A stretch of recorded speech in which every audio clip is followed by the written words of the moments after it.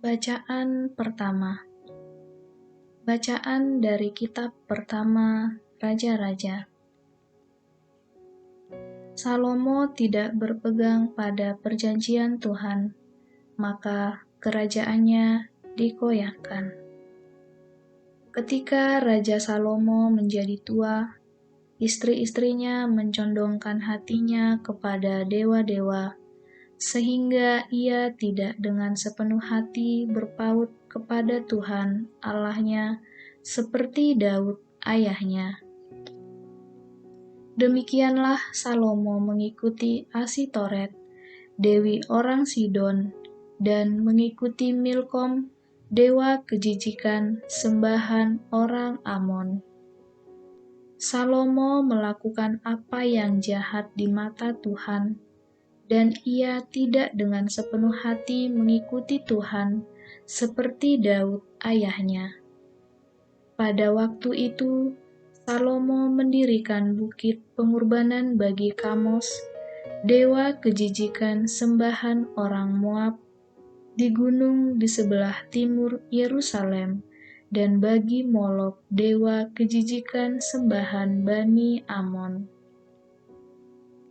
Demikianlah dilakukannya bagi semua istrinya, orang-orang asing itu yang mempersembahkan kurban ukupan dan kurban sembelihan kepada dewa-dewa mereka. Maka Tuhan menunjukkan murkanya kepada Salomo, sebab hatinya telah menyimpang daripada Tuhan Allah Israel yang telah 2 kali menampakkan diri kepadanya dan yang telah memerintahkan kepadanya supaya jangan mengikuti dewa-dewa lain. Akan tetapi ia tidak berpegang pada yang diperintahkan Tuhan. Lalu bersabdalah Tuhan kepada Salomo, oleh karena engkau tidak berpegang pada perjanjian dan segala ketetapan yang telah kuperintahkan kepadamu, maka aku akan mengoyakkan kerajaanmu dan akan memberikannya kepada hambamu. Hanya saja demi Daud ayahmu, aku belum mau melakukannya selama engkau masih hidup. Dari tangan anakmu lah aku akan mengoyakkannya. Namun demikian, tidak seluruh kerajaan akan kurenggut daripadanya. 1 suku akan kuberikan kepada anakmu demi hambaku Daud dan demi Yerusalem yang telah kupilih. Demikianlah sabda Tuhan. Syukur kepada Allah. Anjing-anjing pun makan remah-remah yang dijatuhkan anak-anak. Inilah Injil suci menurut Markus. Pada waktu itu, Yesus meninggalkan daerah Galilea dan berangkat ke daerah Tirus. Ia masuk ke sebuah rumah dan tidak mau bahwa ada orang yang mengetahuinya. Tetapi kedatangannya tidak dapat dirahasiakan. Malah di situ ada seorang ibu yang anak perempuannya kerasukan roh jahat. Begitu mendengar tentang Yesus, ibu itu datang dan tersungkur di depan kakinya. Ibu itu seorang Yunani berkebangsaan Siro-Fenisia. Ia mohon kepada Yesus supaya mengusir setan dari anaknya.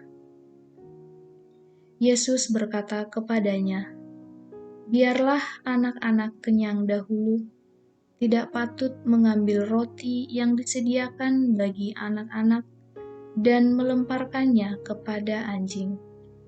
Tetapi ibu itu menjawab, "Benar Tuhan, tetapi anjing di bawah meja pun makan remah-remah yang dijatuhkan anak-anak." Lalu Yesus berkata kepada ibu itu, "Karena kata-katamu itu, pulanglah, sebab setan itu sudah keluar dari anakmu. Ibu itu pulang ke rumah dan mendapati anaknya terbaring di tempat tidur, sedang setan itu sudah keluar. Demikianlah Injil Tuhan. Terpujilah Kristus.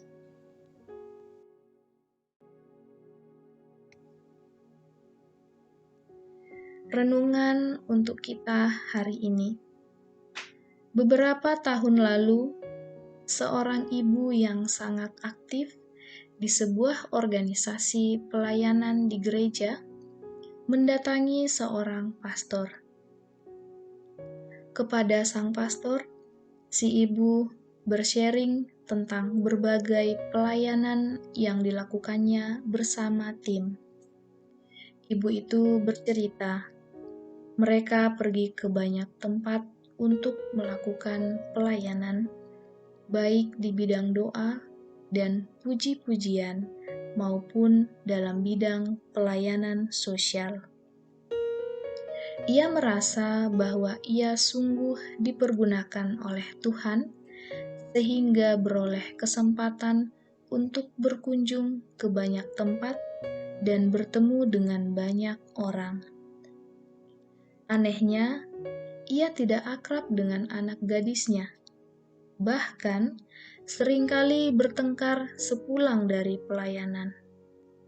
Ia sempat kecewa kepada Tuhan. Mengapa saya melayani Tuhan kemana-mana, tetapi saya tidak bisa hidup harmonis dengan anak saya di rumah? Demikian protes si ibu itu.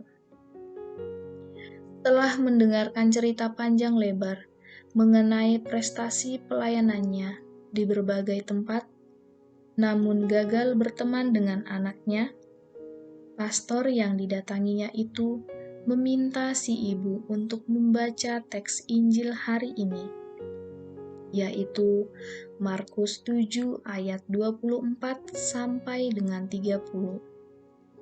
Pastor itu mengatakan, barangkali selama ini ibu hanya meninggalkan remah-remah untuk anak di rumah, sementara bagian terbesarnya dihabiskan dalam pelayanan di luar. Bagi kita pun demikian. Silakan aktif melayani di mana saja, namun jangan sampai kita tidak punya cukup waktu atau energi untuk melayani anggota keluarga kita yang juga sangat membutuhkan kehadiran dan pelayanan kita. Marilah berdoa. Tuhan, bantulah kami agar mampu membagi waktu dengan bijaksana sehingga banyak orang terlayani dengan baik. Amin.